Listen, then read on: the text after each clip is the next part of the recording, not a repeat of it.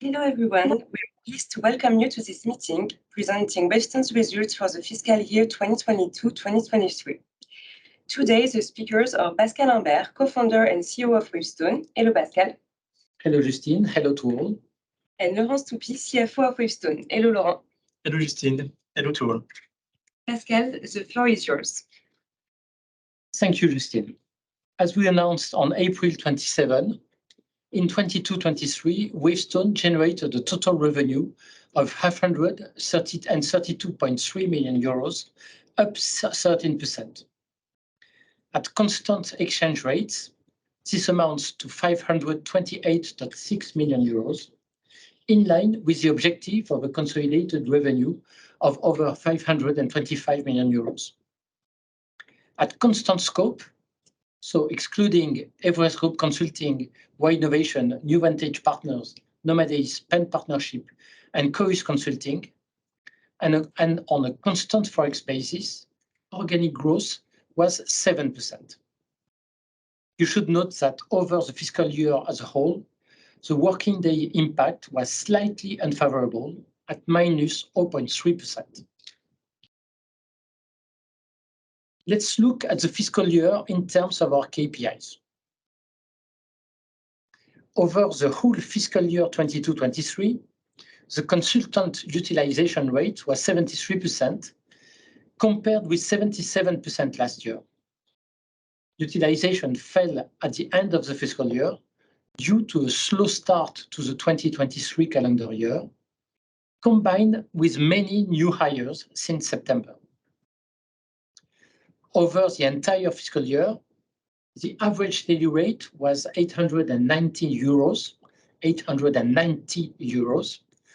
up 4% compared with 854 euros for the year before, and up 3% on a constant forex basis. There was solid order intake in March after a slow start to the calendar year. As a result, the firm's order book has had 4 months of work at the end of March, a figure which is identical to the figure at the end of December. On human resources, there was a sustained pace of recruitment over the year. Ultimately, we have far exceeded our annual plan with about 1,300 new hires. As a reminder, we aimed initially to recruit approximately 1,000 new employees over the fiscal year. Staff turnover rate continued to fall in the last quarter.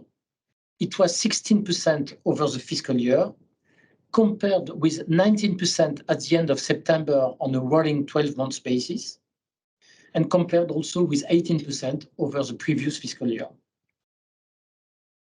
Lastly, Wavestone's workforce increased by 674 people over the fiscal year, included 126 from the Nomadeis, Penn Partnership, and Chorus Consulting acquisitions. At end March 2023, the firm's workforce had reached 4,406 employees. In addition, we are very proud to have been certified in 2023 Great Place to Work in all our offices worldwide.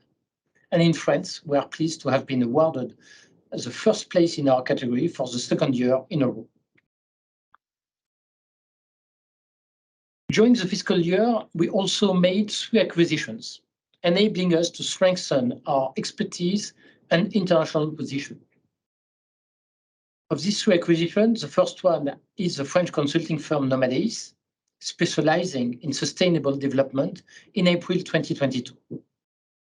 Nomadeis' expertise is now the backbone of our sustainability business, through which we support our clients in their sustainable transformations. We then acquired 2 companies in the UK. First, in August 2022, Penn Partnership, a consulting firm with expertise in operational and digital transformation projects, especially in the financial services and pharmaceutical sectors. Finally, in September, Chorus Consulting, a firm specializing in IT strategy. With these 2 acquisitions, Wavestone has taken on a new dimension in the UK, Wavestone has indeed tripled in size in this country, now with an annual revenue of about 45 million pounds. Moreover, the combination of the three teams enables us to offer business, digital and technological, and cybersecurity expertise, broadening our UK value proposition. Laurent, I give you the floor for the figures of the last fiscal year. Thank you, Pascal. As said before, Wavestone revenue grew by 13% over the fiscal year. The firm's EBIT was 77 million euro, up 3% compared with the previous year. The EBIT margin stood at 14.5% compared with 15.9% last year. The EBIT margin is in line with the objective announced on March 8, which included some cautions about the initial 15% objective due to the fall in consultant utilization rate in Q4. Purchases consumed have increased more rapidly than revenue as a result of the acquisitions of Penn Partnership and Coes Consulting, which make more use of subcontracting than the rest of the firm. Personnel costs have grown at a slower pace than the growth in business activity. Adjustment to the salary policy implemented over the fiscal year to maintain the firm's attractiveness against a backdrop of inflation didn't stop a small increase in the sales price to salary ratio as a result of a strongly positioned prices and the renovation of our teams. It should be noted that these costs include a non-recurring charge of 1.4 million euro linked to the application of Amendment 46 to the French Syntec collective agreement concerning the calculation of retirement benefits. External expenses increased significantly following accelerated expenditure on recruitment and human resources linked to the increase in workforce. In addition, travel has now returned to a normative level, whereas it continued to slow during the previous fiscal year due to the COVID crisis. After taking into account the amortization of client relationships, which remain stable, and other operational income and expenses, mainly linked to acquisition during the year, operating income was 72.7 million euro, stable compared with the previous fiscal year. Due to acquisitions and the rise in interest rates, the cost of net financial debt rose to 1.8 million euros compared to 0.9 a year earlier. Other financial income and expenses amount to minus 2.3 million euro and break down into 0.8 million euro in foreign exchange losses, 1.3 million in financial instrument costs, and 0.2 in IFRS 16 interest.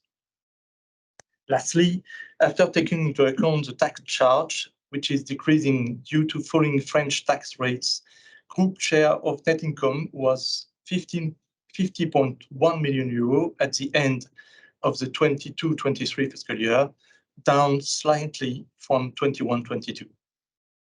Net margin was 9.4% compared to 10.9% a year earlier.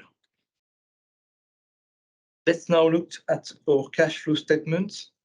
At the end of the 22-23 fiscal year, Wavestone had generated a self-financing capacity of 83.8 million euro, an increase of 6%.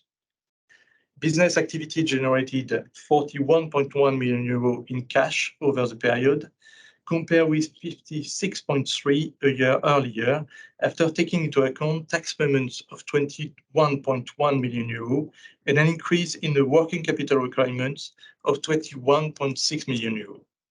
This increase in working cap is linked to the revenue growth and the extension of client payment days.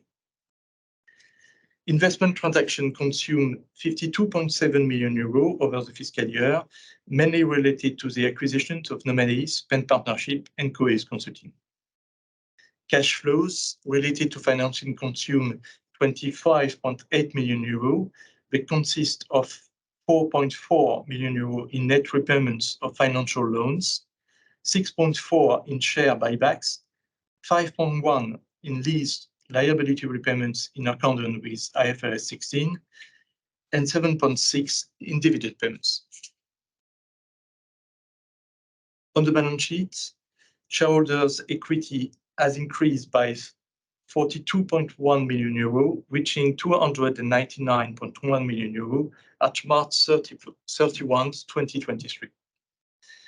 Goodwill increased by 56.9 million euro following the acquisitions over the fiscal year. The net cash position was 27.1 million euro at the end of the 22-23 fiscal year, compared with net debt of 16.2 million euro at the mid-year point, and a net cash position of 60.3 million euro at the end of March 22. I will now hand over to Pascal.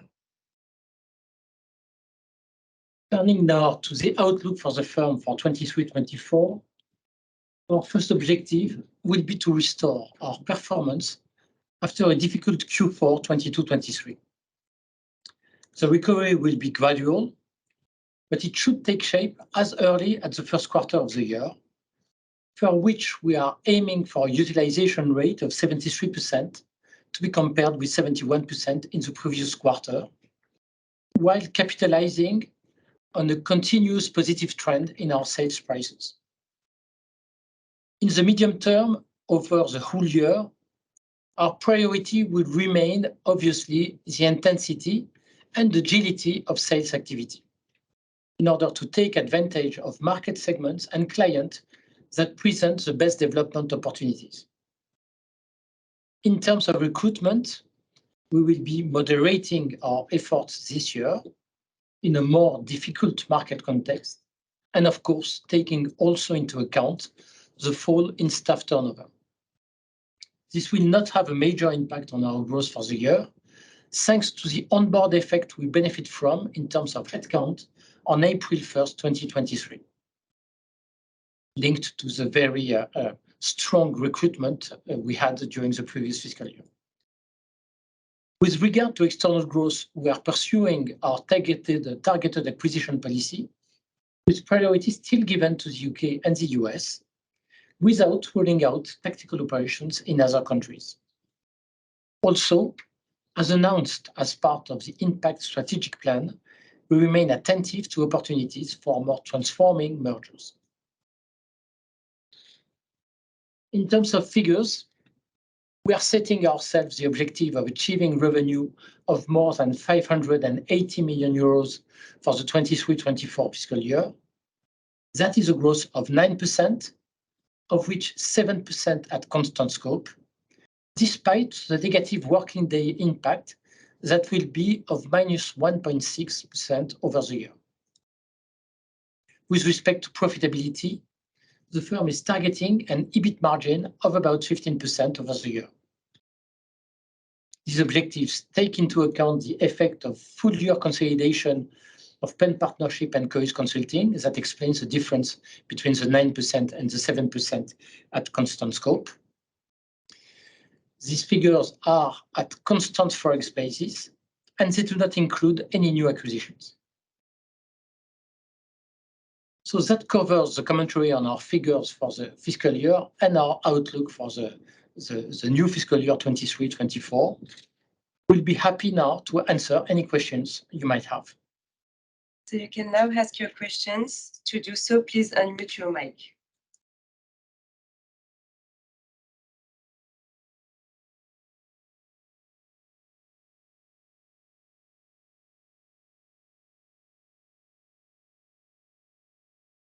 You can open your mic directly if you have a question.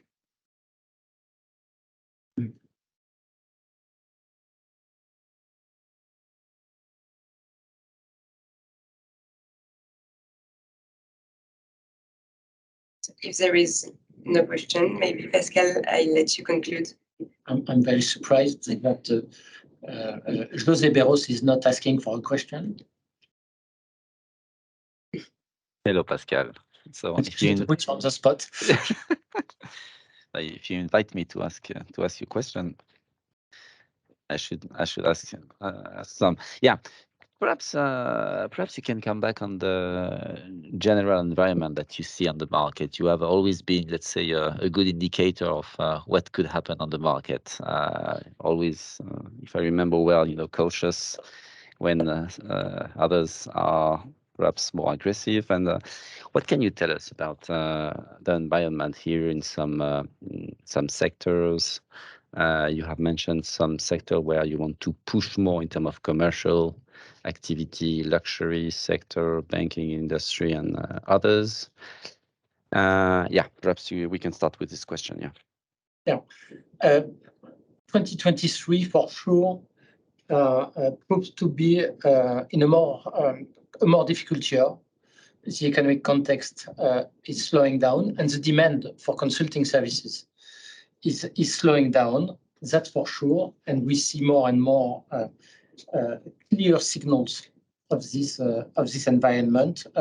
This is especially true in North America, where many consulting firms are freezing recruitment. Some firms are laying off quite a high number of consultants, and so market is cooling down after 2 very good years, even if in the second half of 2022 was already showing some signals, early signals of the situation.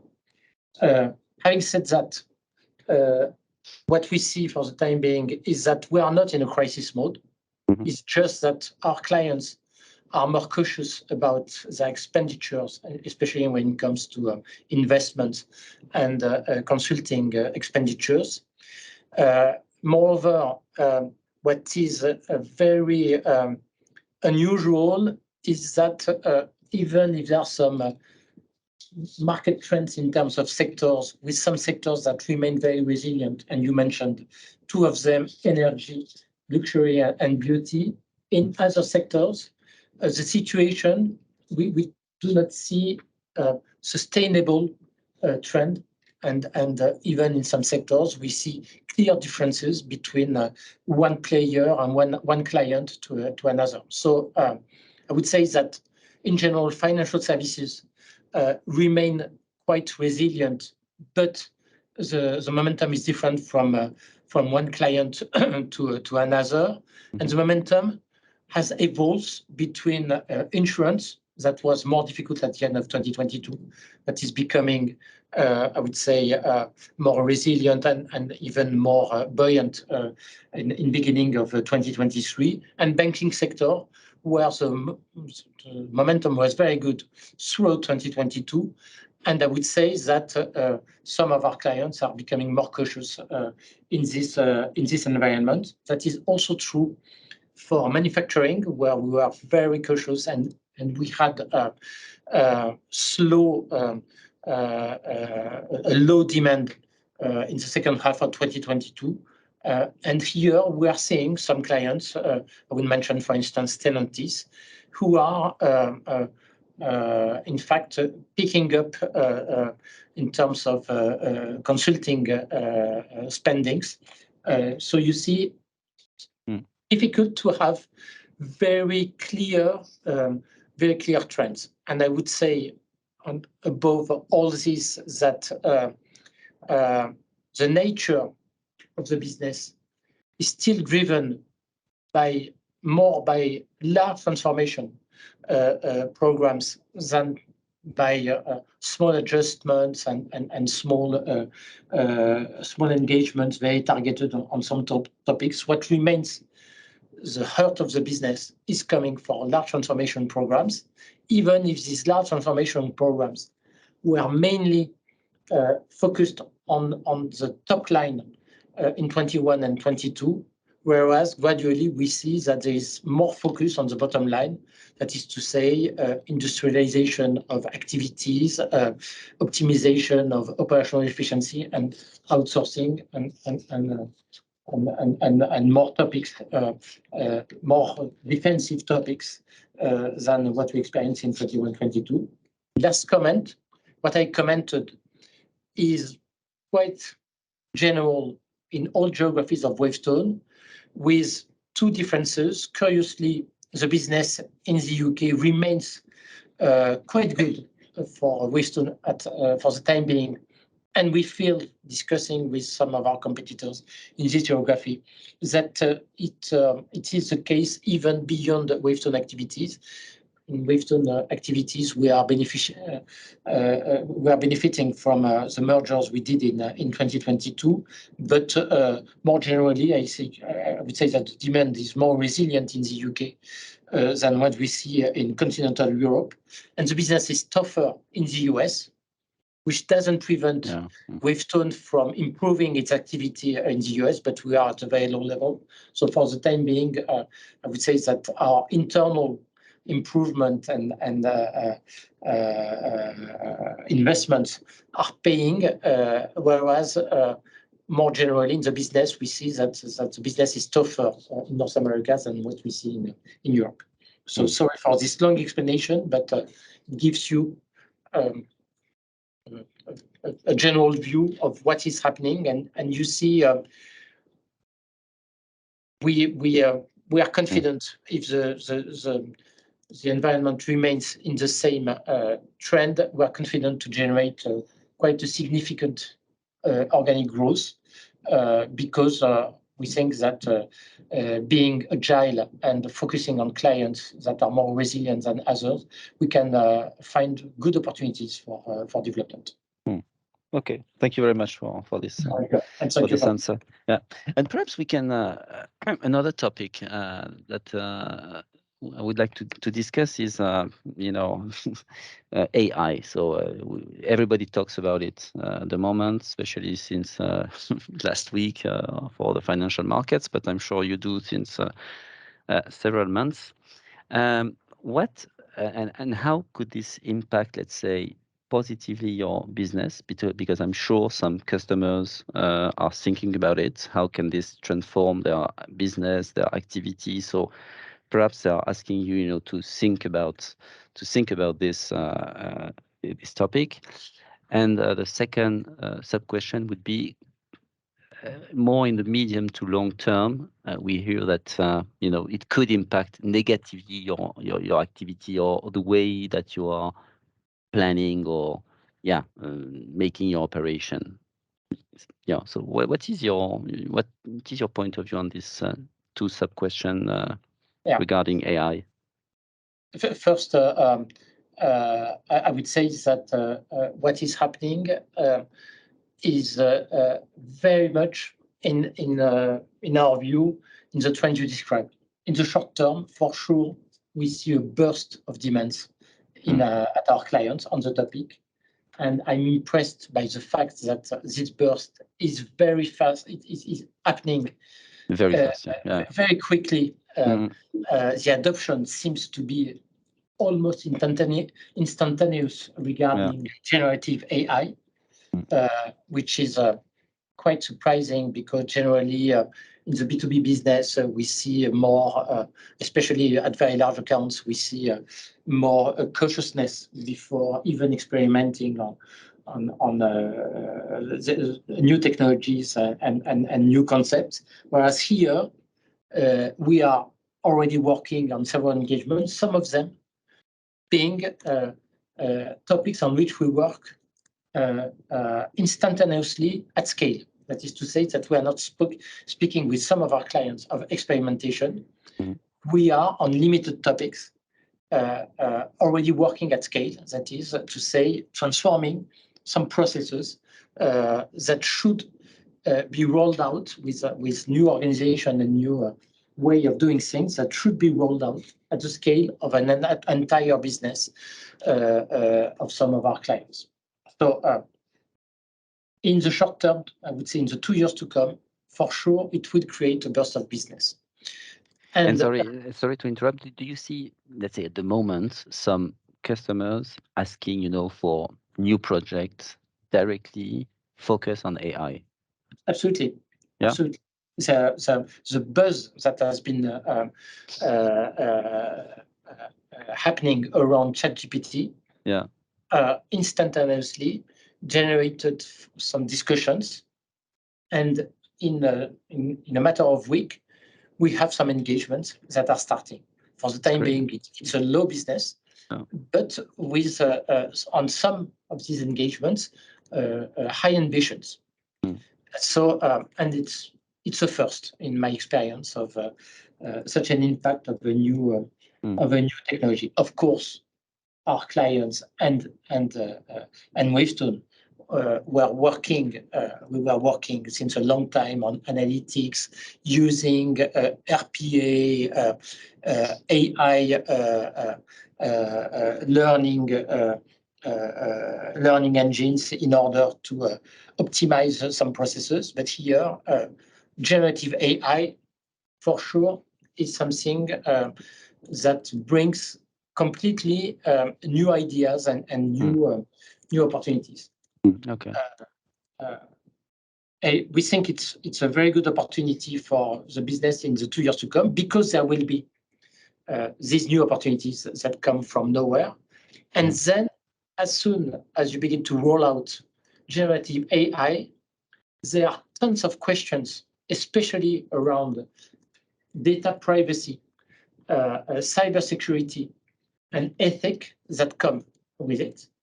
And as you know, Wavestone is very strong on cybersecurity, and we see already major opportunities that will come just after the first wave of opportunities to work on this topic, because when you roll out generative AI at a large scale, all these topics must be dealt with.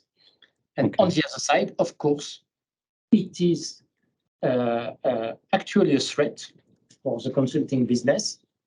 And what we see is that we have to pay attention to what are the commoditized part of our activities that could be replaced easily at a much lower cost by AI. Yeah. We are already facing some thoughts about offshore of some of our activities post-COVID-19, because our clients realize that in fact, even on consulting business, working remotely on some topics could be something relevant.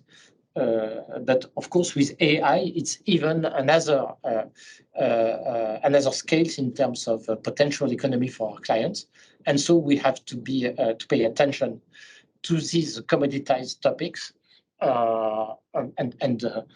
As a matter of fact, but all consulting firms have launched initiatives to think about these two topics: opportunities in the short term. How do we integrate in our portfolio of services and in the suitcase of our consultants AI concept tools in order to be more efficient and to grab these new opportunities? And on a more strategic point, what will it change in our value proposition in the years to come? Okay. If you have another question, you can unmute your mic. And here, Justine is becoming concerned because we have another call at 7 p.m. So no, we have time for another question. She knows that I'm talking. I have other, if I may, or I don't know if. Yeah, I have just a small one, okay. but a very small one, very short. Well, how do you see the trends on the public sector? Do you see still a strong decline, a strong pressure? Is there a risk of further regulation in France? Thank you. Yes, the topic is still a burning topic from a political point of view.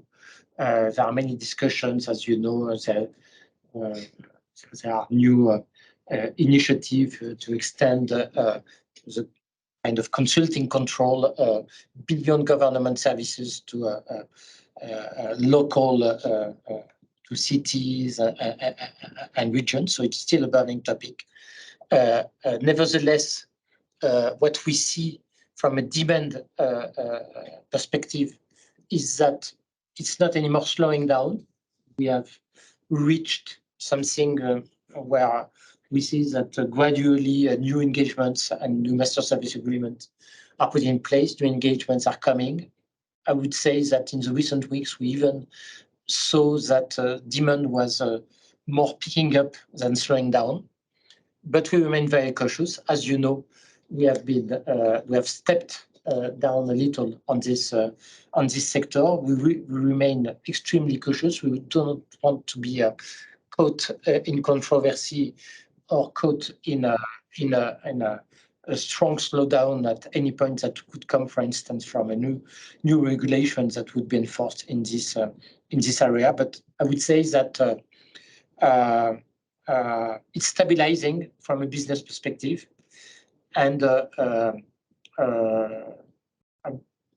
for sure, what we are saying since we slowed down our commercial investment is that nevertheless the inertia of our business in this environment is even higher than what we expected. So the gradual decrease of the share in public sector will be maybe slower than what we announced.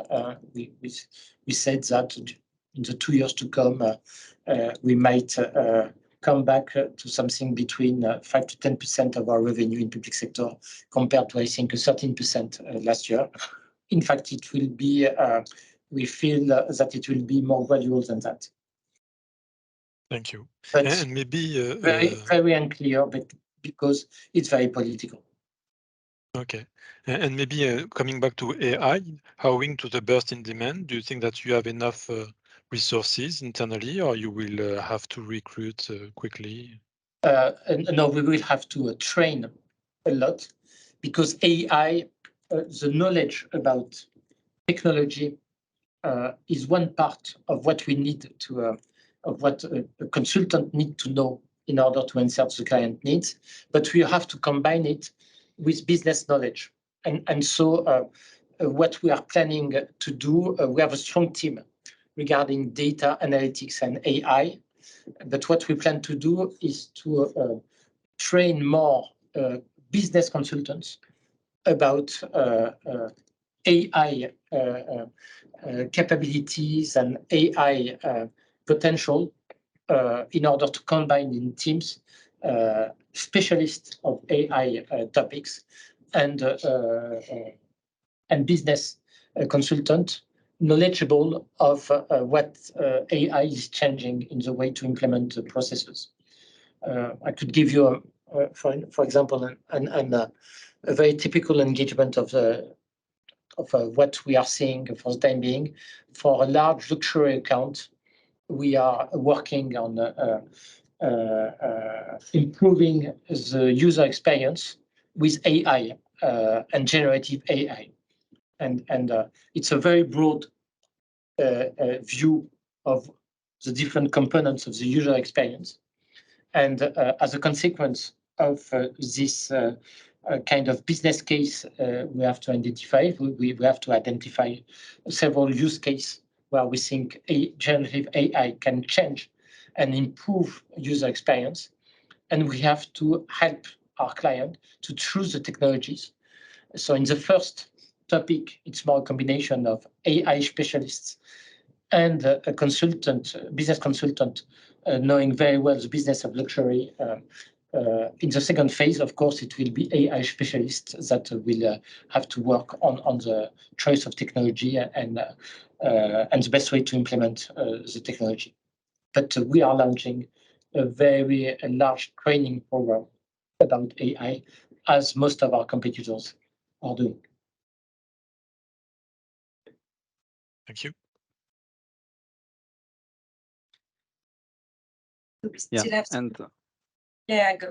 yeah, and another question regarding ESG and also the opportunity in the climate project that you have. I think that you mentioned this on the annual report, talking about a new type of mission project for some customers. How does this represent today approximately of your activity, of your revenue? And here, do you see also big trends of expansion in these two areas, please? Yeah, we are discussing with a lot of clients on ESG. Nevertheless, for the time being, I would say that the engagements are very very focused, small, more at early stages, but leading to large transformation program in the years to come. So to speak in terms of figures, it represents a few percent of our revenue for the time being, mainly in France, because this is in France that we have the actual capabilities in terms of especially decarbonation and environmental topics, which is the heart of the demand regarding ESG. I would say that this is a business that is directly linked to ESG engagement. What we see in the same time is that ESG is becoming one of the criteria we have to take into account in any decision that we are helping our clients with. So the demand for skills in ESG is much wider than the few percent of activity I am talking of. So it doesn't represent for the time being a very large business, but it will be growing. But because we are working on business cases that will lead to very large transformation programs. And on the other side, a very large part of our engagement, I would say 20-30%, have by one way or another an ESG component in it. And to speak very candidly about the topic, I have a question mark about 2023, which will be, as I mentioned, the economic environment is becoming tougher.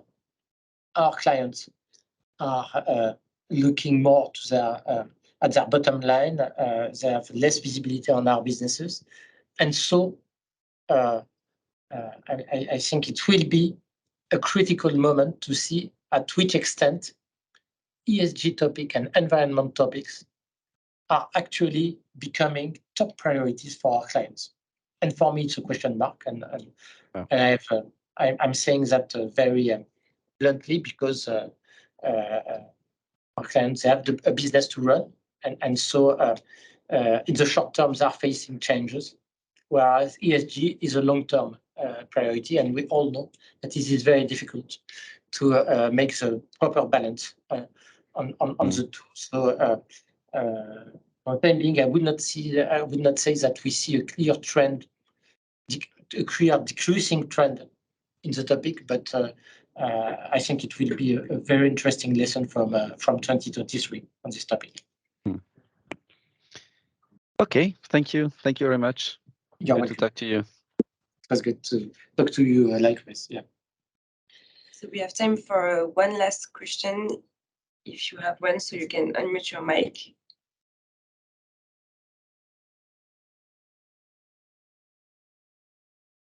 Okay, if there isn't any question, I have another one, and the last one is just to the issue about inflation. Everybody talks about inflation. The major part of your costs are salary for sure. So how we've seen that last year the ratio price on salary was quite good. How do you see for next year, this ratio, selling price on salary? How are you dealing, with inflation on wages? We are completely linked to the market, so we benchmark continuously the market in our different geographies. We do it much more frequently than what we used to do. We are doing it on an annual basis and making some checks throughout the year with our comp and ben team on this topic. So our salaries, our wages, our salary grid will be driven by the evolution of the market. We see that the evolution for the time being is easing because of the market situation and the drop in HR tension, but too soon to tell if nevertheless we will have the need to increase our salary grid in the majority of our geographies or not. this year as we did last year. Nevertheless, I would say that for the time being, we also see that the trend remains good in terms of prices, even if the demand is weaker. The concern of our client is not focused on our prices for the time being, as they are dealing with large transformation programs for the time being.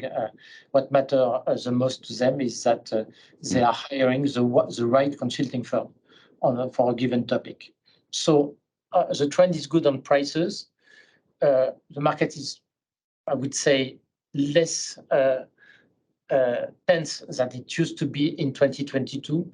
So I would say that we are confident to remain at least at the same level in terms of daily rate over salary ratio for the year to come. That's what we planned cautiously in our budget, and we are confident that it will be a floor, maybe small improvement on this topic, but we have decided to be cautious in the way we budgeted the fiscal year.